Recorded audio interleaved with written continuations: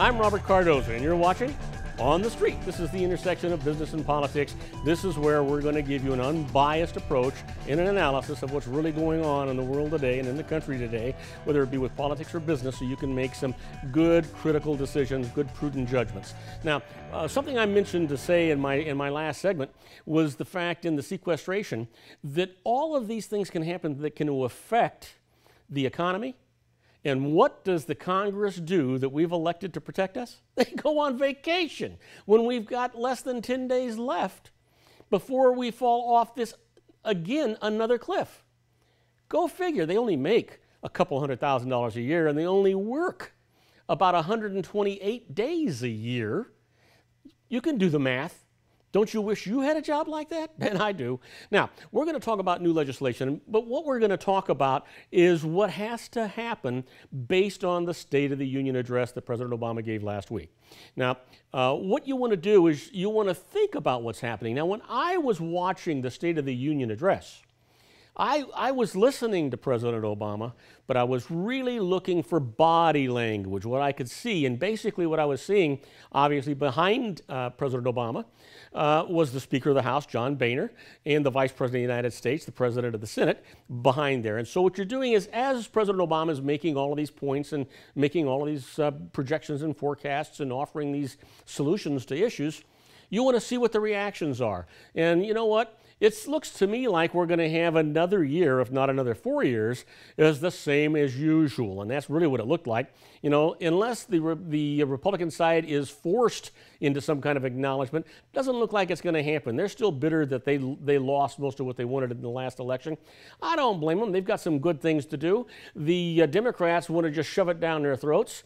You know, I can understand the ego behind that, but they shouldn't be doing that either. What they should be doing is saying, okay, we've got a mandate. The majority of people want to see certain areas fixed. And you know what? They should have an obligation to fix it. And if they don't fix it in a timely manner, then they ought to stop getting their paychecks. But you're never going to see that happen. This sequestration, not one member of Congress, not one member of the executive branch is going to lose $1 of pay.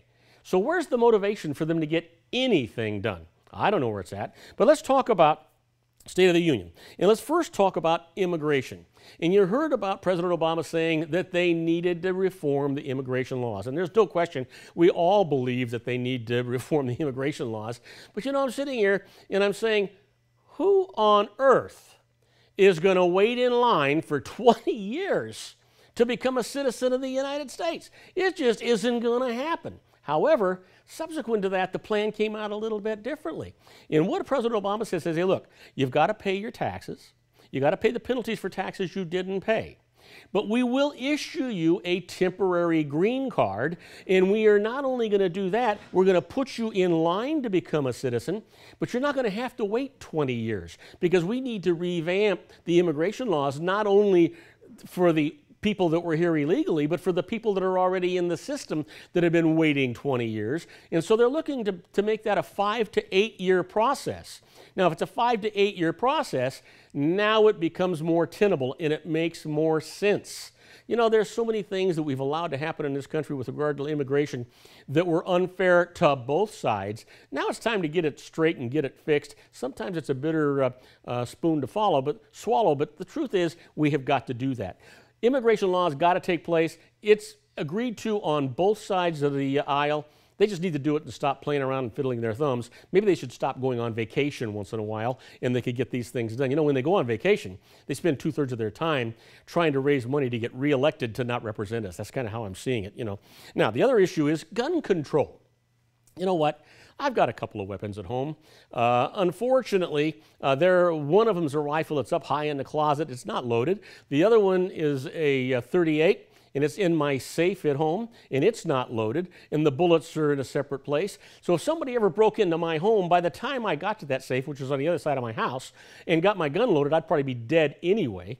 So it doesn't make a lot of sense. I got one of those things through a gift, and one of them I bought because it was during an era way back in the 60s when I was scared and I wanted to protect my family. Thank goodness I never had to do that.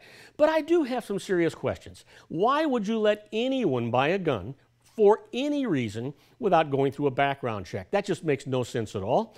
You know, you should be able to control that. That shouldn't make any difference who, what, or where you are. You should have to go through a background check. And you know what? For these hunting enthusiasts and all these people that want to go out and they want to kill birds or they want to kill deer or whatever they're hunting for, the truth is, I don't think they need a 100-clip magazine to do that. It only takes one bullet to do it. Now, I'm not saying that they should be limited to one bullet. But you know what? You don't need 100 of them, and you don't need assault weapons to go out and hunt and do those things. I do believe in the Second Amendment. But, you know, let's get reasonable here. That makes no sense. I don't think you need military weapons for your personal use. It just doesn't make any sense. So we need some serious gun legislation. Will we see it? We're not going to see it the way we want, but it'll be there eventually. We'll get some form of it. Let's talk about the budget. You know what? The greatest thing that Congress could do is to pass a balanced budget amendment requiring a balanced budget every single year. Why not? We require the states to do it. Why not the federal government? It can and should be done. The only exception would be in an emergency situation. So, how about election reform? Can you believe it? The 103-year-old lady from Florida that had to wait 6 hours to exercise her right to vote. That makes no sense. You know, in California, and I just assumed it was everywhere that way, you can get an absentee ballot. You can vote from anywhere in the world at your own convenience. I don't understand why that's a big deal. Why doesn't everybody have absentee ballots and make this easier for the general public? You know, we shouldn't have to require unreasonable things. And if you want to change the rules, it shouldn't be 30 days before an election.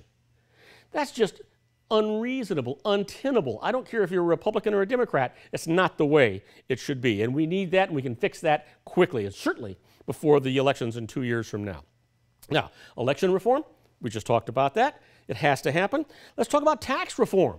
Tax reform is easy. It's really easy, except you can't get the right and the left to agree on it. And everybody says, yeah, I want you to do that, but don't affect me. You got to get reasonable and know that you're going to have to raise taxes a little bit, and you have to cut exemptions a little bit. You have to cut itemized deductions. It's just the way it's going to be. And no matter how you say it, it is an increase in taxes. That's the way it's going to be. And then infrastructure, we've got 70,000 bridges that need work. Why aren't we spending money and putting people to work doing that? If you've got those kind of questions, let me know. You're watching On the Street. This is the intersection of business and politics. This is where I take all of these issues and I analyze them, and I wish I only had 3 days to tell you about it. You know what? I'm Robert Cardoza.